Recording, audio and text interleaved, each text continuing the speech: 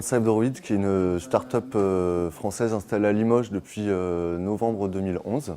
Donc ça fait 2 ans et demi maintenant. On est aujourd'hui 11 employés.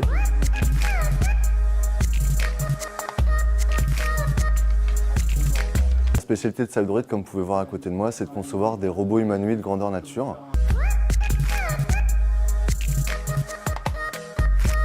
Ils sont aujourd'hui destinés à l'éducation, c'est-à-dire qu'on vend les modules du robot aux écoles, aux universités, aux laboratoires de recherche. Et aujourd'hui, on fait aussi de l'événementiel, c'est-à-dire qu'on propose aux entreprises de participer à leur événement, soirées professionnelles, animation d'espace. On loue le robot complètement en marque blanche, c'est-à-dire qu'on va le designer sur mesure pour les entreprises. Et ça va être un vecteur de communication avec un fort impact visuel, technologique, pour s'allier à leur événement.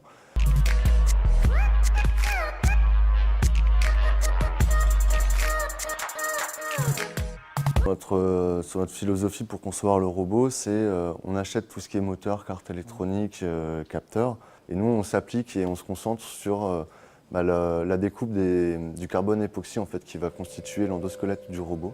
On va modéliser en 3D tout cet endosquelette avec les moteurs, les cartes électroniques, donc toutes les articulations, etc. Et on va développer tous les softwares. Tout cela dans le but de justement proposer un robot au moindre coût, parce que si on commençait à s'amuser à créer nos propres moteurs et nos propres cartes électroniques, on n'aurait pas le volume nécessaire pour les amortir derrière. Donc on se concentre sur ce qu'on fait de mieux, c'est-à-dire la modélisation 3D et le développement de software. Donc en mode start-up, on a créé 2 versions, Ariel et c'est le robot qui est derrière moi qui s'appelle Aria. Aria ne fera jamais d'aide à la personne, elle restera cantonnée à être un robot modulaire, donc chaque module est indépendant les uns par rapport aux autres, ce qui nous permet de pouvoir les vendre aux écoles, aux universités, module par module. C'est-à-dire que si une école travaille sur la vision, elle n'a pas forcément besoin d'un robot en entier, une tête pourrait lui suffire.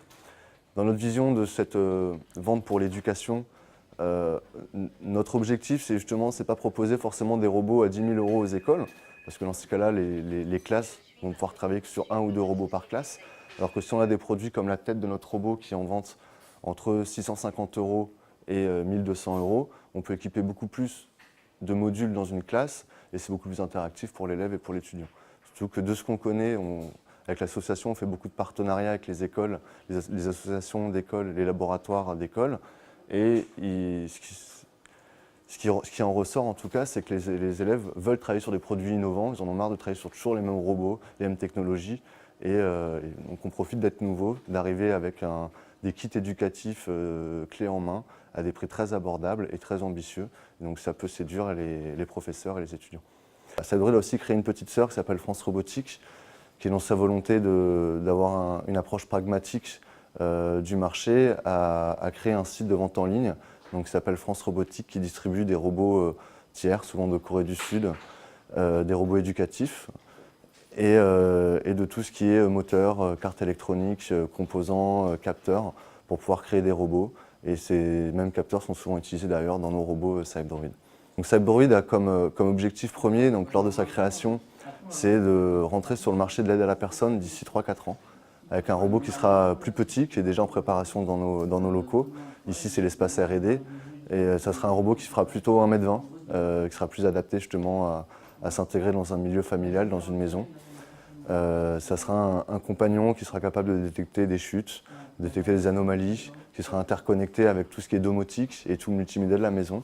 On va interagir avec lui uniquement par la voix et par des gestes, donc ça n'aura aucune problématique de connaître l'informatique ou les technologies pour pouvoir utiliser le robot plus tard.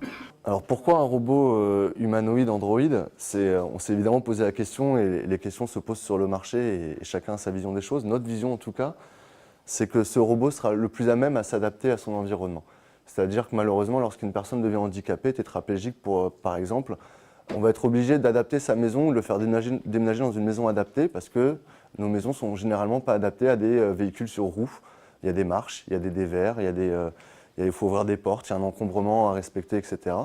Notre optique, notre philosophie, c'est avant tout de se dire qu'un robot humanoïde sera totalement adapté à cet environnement. Il sera capable d'ouvrir une porte, monter des escaliers, franchir une marche, Et on n'aura pas besoin d'adapter l'habitat à ce nouvel outil pour répondre à des problématiques d'aide à la personne. Et donc la personne pourra directement profiter de ce robot à l'intérieur de chez elle sans avoir de modifications majeures à faire à l'intérieur de sa maison. Mais Sidedroid a justement toujours cette volonté de créer des produits les plus technologiques, les plus fiables, mais au moindre coût. Et c'était aussi pour ça qu'on est venu sur Limoges, c'était parce que par rapport au prix des loyers, au prix des salaires, on économisait beaucoup d'argent par rapport à vivre sur Paris. Et aussi le fait d'être sur Limoges, c'est vrai qu'on a une considération particulière des pôles de compétitivité, de la région en général, de Limousin Expansion, de la région Limousine, des Lopsis, etc. Et ce qu'on n'aurait pas forcément le même intérêt si jamais on était sur Paris en concurrence avec beaucoup d'autres entités sur le même secteur que nous. La technologie et la robotique est avant tout là pour répondre à des problèmes humains, à des problèmes sociaux, à des problèmes intergénérationnels. Et on est convaincu que la robotique pour laquelle on travaille sera vertueuse et pourra rendre bien des services aux futures générations et à nos aînés, aux seniors, aux personnes handicapées. Et on a vraiment cette image de la robotique, c'est-à-dire au service de l'homme.